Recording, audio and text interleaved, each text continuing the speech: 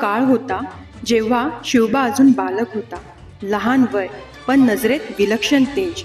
मला तेव्हाच जाणवलं होतं, हा मुलगा केवळ स्वतःसाठी नाही तर इतिहास घडवण्यासाठी जन्माला आला आहे.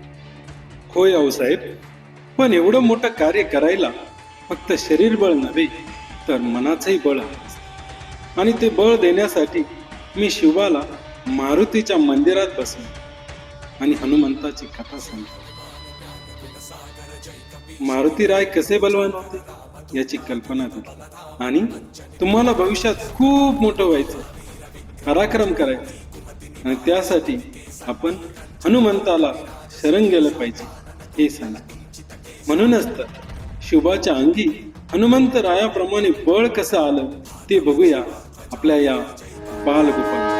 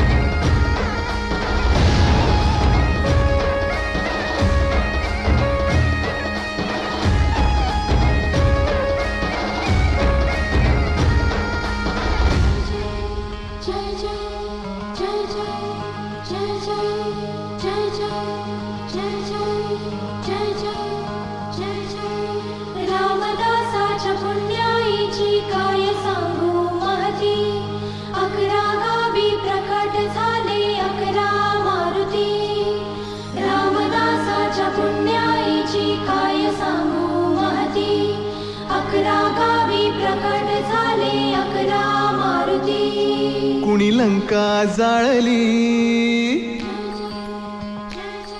कुणी लंका जाळली, कशी सीता मिळाली, कुणी आणली संजीवनी, आई कुणाची अंजनी.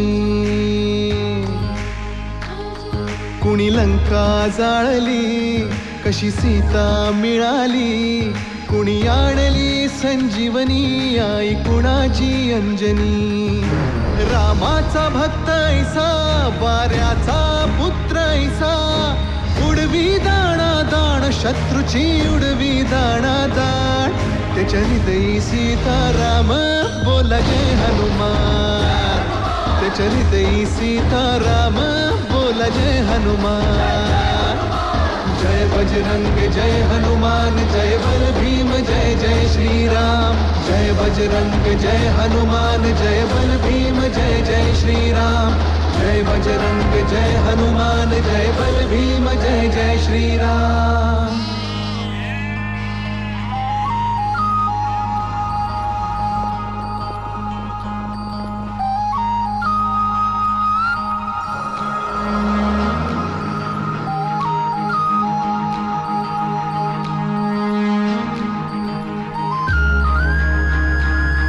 मारुती चुन्याचा असे शहापुराचा, उग्र चेहऱ्याचा कोंड्याच्या टोपीचा.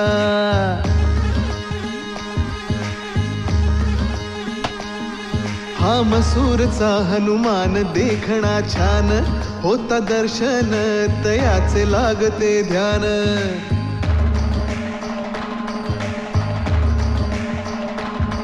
चाफळचा दास मारुती मुद्रा भक्तीची, प्रताप मारुती वीर मूर्ती शक्तीची. शिंगणवाडीच मंदिर उंच ते फार, बाल मारुती गोजिरा भक्ताधार.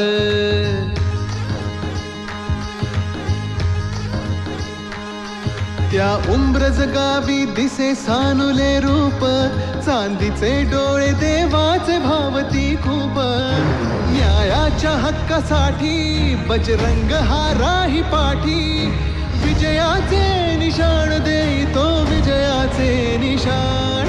त्याच्या हृदयी सीताराम बोला जय हनुमान, सहज हृदयी सीताराम बोला जय हनुमान.